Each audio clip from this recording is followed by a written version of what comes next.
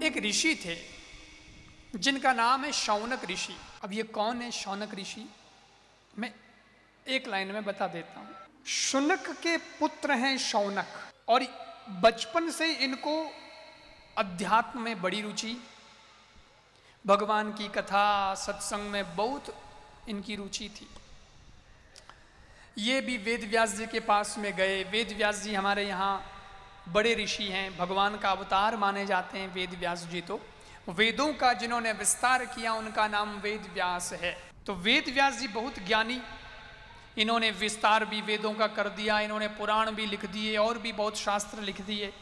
शौनक ऋषि भी वहाँ जाते थे, सुनते थे, ज्ञान प्राप्त करते थे, और धीरे धीरे धीरे धीरे एक ब्रह्मवेता ऋषि की तरह ये हो गए। और इतना इतना जीवन इनका आचरण क्या गजब का, जैसा ये कहते हैं वैसा ये चलते हैं। इसको कहते हैं कथनी और करनी में कोई अंतर नहीं। तो ऐसा होना तो बहुत मुश्किल है, लेकिन वो ऐसे थे। तो फिर इनको देख करके इन्हीं के पीछे पीछे इन्हीं के फॉलोवर बढ़ते चले गए। लोग इनको फॉलो करने लगे, कई संत कई ऋषि इनको ही फॉलो करने लगे। और धीरे धीरे धीरे धीरे धीरे धीरे जो इनको फॉलो करता वो भी शौनक कहलाता। ज्यों आई माता ने माने जन सिर भी आप ही बात जावे, है ना। तो बस ऐसे ही जो उनको मानता गया वो शौनक कहलाता गया।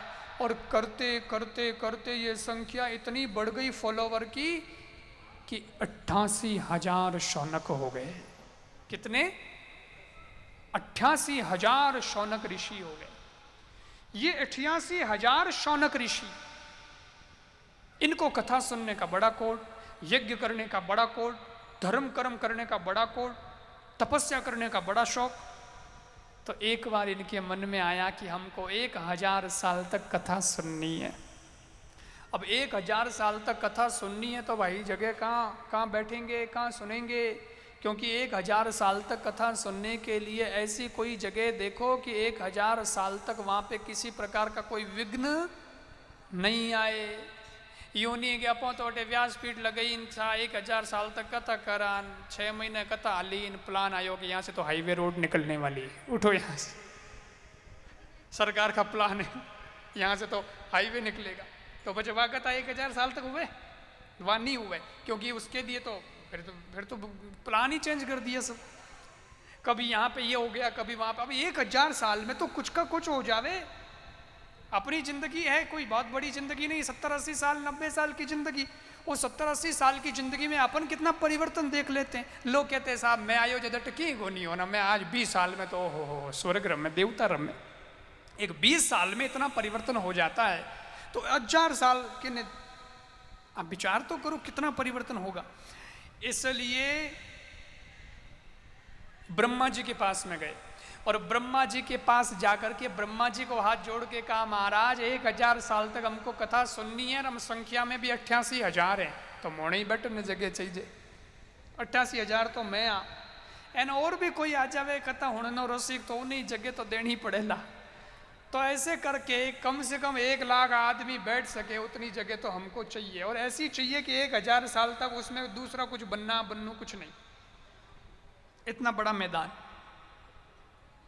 अब ब्रह्मा जी सृष्टि के सृजन करता है, इसलिए धरती में कहाँ जगह खाली है ये ब्रह्मा जी को पता है। और ब्रह्मा जी ही आगे सृजन करने वाले हैं, इसलिए ब्रह्मा जी को पता है कि हाँ यहाँ पर अगर मैं इनको जगह दे दूँ तो यहाँ पर दूसरा कोई सृजन नहीं करूँगा 1000 साल तक। इसलिए प्लान में ब्रह्मा जी ने जगह देख करके कहा, महाराज एक चक्र देता हूँ, ये चक्र ले जाइए, और ये चक्र जहाँ रुक जाएगा उसी जगह पर आप कथा शुरू कर देना। वो चक्र घूमता घूमता घूमता घूमता, हमारे यहाँ पर एक तीर्थ है भारत में, लखनऊ से कोई 101 किलोमीटर है, सीतारामपुर जिला पड़ता है, और वहाँ पे एक तीर्थ है, विष्णु भगवान का भी मंदिर बना हुआ है, नारद और ये पांडवों की भी जगह है, कुंड वगैरह भी बना हुआ है, सरोवर भी, जिसको कहते हैं नैमिषारण्य तीर्थ। नाम तो सुना ही होगा, हो सकता कईयों ने दर्शन भी किया हो। निमिष मात्र में एक अरण्य में जाकर के वह चक्र शांत हो गया, इसलिए उस भूमि का नाम पड़ा नैमिषारण्य। उस नैमिषारण्य तीर्थ में ये 88,000 ऋषि इकट्ठे हो गए। अब सब बोले हमें ठीक है, जगह तो मिल गई, पर कथा सुनाएगा कौन? कथा कौन सुनाए? तो बैठे बैठे फिर विचार हुआ कौन कथा करे, कौन कथा। एक बोला मैं सुना देता हूँ, दूसरा बोला नहीं मैं तुमसे ज़्यादा जानता हूँ, क्योंकि बड़ी लंबी और लंबी उम्र के ऋषि बैठे। एक बोला मैं सुनाऊंगा, एक बोला मैं सुनाऊंगा। अब आपस में इतने सारे इकट्ठे हो गए ज्ञानी, तो फिर लड़ाई हो गई। बोले नहीं मैं सुनाऊंगा, वो बोले मैं ज़्यादा ज्ञानी, वो बोला मैं ज़्यादा ज्ञानी। तो उन सब के बीच में आदरणीय श्री सूत जी महाराज का आगमन हो गया। ये सूत जी कौन है साहब? वो भी सुन लो। जो सूतिका से बने हैं वो सूत जी हैं। सूत जी का मतलब बहुत गजब का है। हमारे यहाँ एक राजा हुए जो भगवान का अवतार थे, उनका नाम था पृथु। पृथु जी ने बहुत यज्ञ किए। एक बार यज्ञ हुआ और यज्ञ के अंत में जो देवताओं के लिए भोजन दिया जाता है, जिसको हविष्य कहते हैं, हविष्यान, जो देवताओं को समर्पित होता है, उस देवताओं को समर्पित करने वाले सामग्री में, आहुति में इंद्र भी थे कि भाई एक इंद्र के नाम की आहुति लगनी है। एक बृहस्पति जी भी थे, बोले उनके नाम की भी लगा दो, वो गुरु हैं देवताओं के, तो उनके नाम की भी लगा दो। तो हुआ ये कि इंद्र को जो आहुति लग रही थी उसमें जो बृहस्पति जी की थाली थी उसमें से कुछ सामग्री लेकर उनके हिस्से की इंद्र वाले में लगा दी। ओहो आणो आम में करती हो, तो ये मिक्स कर दिया। और मिक्स कर दिया तो भैया उस वक्त के यज्ञ तो उस वक्त के यज्ञ ही थे, बड़ी शुद्धता थी वहाँ। अगर आप सही काम करोगे तो उसका तुरंत रिजल्ट मिलता था, और अगर कुछ इधर उधर हो जाए तो वापस उसका क्या बोलते हैं रिएक्शन हो जाता था, उस गलत का रिएक्शन भी हो जाता था। तो बृहस्पति जी का अंश मिलाकर के इंद्र को जब आहुति दे दी तो उसी वक्त वहां से ये सूत जी प्रकट हो गए उस यज्ञ में से। और सूत जी इसलिए कहला गए कि इनमें दोनों के गुण थे। इंद्र को क्षत्रिय मानते हैं क्योंकि वो राजा है देवताओं का, तो राजा को क्षत्रिय मानते ही हमारे यहाँ, पहले तो क्षत्रिय राज करते थे ना। तो इंद्र को क्षत्रिय मानते हैं और बृहस्पति जी इनके गुरु हैं और उसे ब्राह्मण मानते हैं। इसलिए सूत जी में आधे गुण इंद्र के थे और आधे गुण ब्राह्मण यानी बृहस्पति जी के थे, और सूतिका से प्रकट हो गए, इसलिए उन्हें सूत कह दिया गया। लेकिन वो बहुत विद्वान हुए क्योंकि वेद व्यास जी के पास गए और वेद व्यास जी से जाकर के इन्होंने सारे पुराणों की सब शिक्षा ली। इनका नाम रोमहर्षण कहलाया क्योंकि कथा वगैरह करने में ये बहुत अच्छे थे, बहुत सुंदर कथा सुनाते थे। इसलिए जो भी पुराण आप थोड़ा बहुत पढ़ते हैं वहीं सुनते हैं तो उसमें ये तो जरूर सुना होगा, सूत जी ने कहा, शौनक जी ने पूछा, सूत जी ने कहा, शौनक जी ने कहा, ये इनका नाम जरूर आता है पुराणों में। तो ये सूत जी पुराणों की कथा कहने में बहुत अच्छे थे, बड़ी सुंदर सुंदर तरीके से कथा सुनाते थे। इनके एक बेटे हैं जिनका नाम है उग्रश्रवा, वो भी बहुत अच्छे कथा कहने में, वो भी बहुत अच्छे। भागवत में इन्होंने तो कथा कही है, एक तो रोमहर्षण सूत जी ने कथा सुनाई है, और जब सूत जी का वध हो गया तो उनके बेटे उग्रश्रवा ने आगे की कथा सुनाई है। दोनों ही अच्छे थे। ये सूत जी नैमिषारण्य में रहते थे और सज्जनों 88,000 ऋषि भी नैमिषारण्य में इकट्ठे हो गए। इसलिए विचार कर ही रहे थे कथा कौन सुनाए कौन सुनाए कौन सुनाए।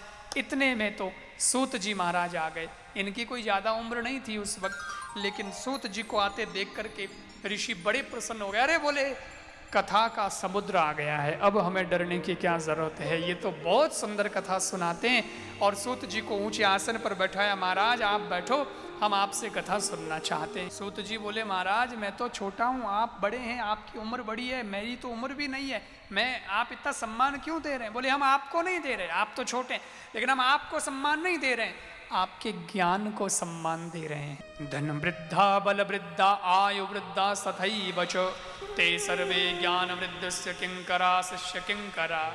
ज्ञानी के सामने सब छोटे हैं। सूत जी को इसलिए ऊंचे आसन पर बैठाया क्योंकि आप बड़े ज्ञानी हैं, आप बड़े ज्ञानी हैं। महाराज, हमारे मन में कुछ प्रश्न हैं, उनका जवाब दीजिए। सूत जी ने कहा, पूछो। बोले, हम ऐसा है कि दुनिया में मनुष्य बहुत दुखी हैं, जीवन भी बड़ा छोटा है, लोगों को मौत का बड़ा भय है, हमें कोई ऐसी कथा शास्त्र सुनाओ जिससे लोगों का मन भगवान में लग जाए और मौत का भय लोगों का दूर हो जाए, उनको मुक्ति मिल जाए। कोई ऐसा शास्त्र है क्या? बोले, है ना, श्रीमद् भागवत महापुराण, भागवत की कथा से होगा। भागवत भगवान के मुखारबिंद से निकला हुआ ग्रंथ है। स्वयं नारायण ने ब्रह्मा जी को सुनाया 4 श्लोक में, ब्रह्मा जी ने नारद जी को सुनाया 4 श्लोक में, नारद जी ने फिर वेद व्यास जी को सुनाया और वेद व्यास जी ने उसका विस्तार किया। 12 स्कंद 335 अध्याय 18,000 श्लोक हो गए। और ये भागवत फिर इन्होंने अपने पुत्र सुखदेव जी को सुनाकर परीक्षित को सुखदेव जी ने सुनाया तो मुक्त हो गए। इसलिए वो भागवत आज भी मुक्ति देता है। हम जो सुन रहे हैं भागवत, जो सामने विराजमान है, ये वही तो भागवत है, इसलिए इसका इतना प्रभाव है। लेकिन विधि से सुनना, विधि से सुनोगे तो फायदा होगा। नारद जी महाराज ने विधि से सुना था तो फायदा तुरंत हो गया। क्या हो गया? भक्ति है ना, भक्ति। भक्ति के 2 बेटे हैं, ज्ञान और वैराग्य।